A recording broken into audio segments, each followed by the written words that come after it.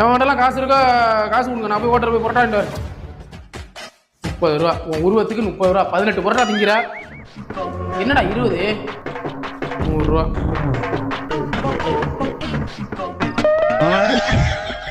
காசை வச்சு 4 புரோட்டா கூட வாங்க முடியாதுடா.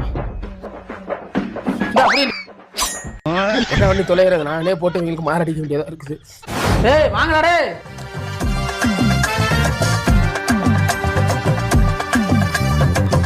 நூல் மாதிரி போட சொன்னா கம்பி மாதிரி போட்டுச்சிருக்கான். ஏன்டா பிரிக்க வேண்டியது அப்படா உட்காந்துருக்கியா? பாத்ரூம் இருக்கானே, அவன் பாத்ரூம் போயிருக்கான், பாடையில போட்டுருக்கான். வந்தா திங்கிறான் தொலைறான்டா, உள்ளே கடந்து போறான்டா. போக மாட்டா நீ.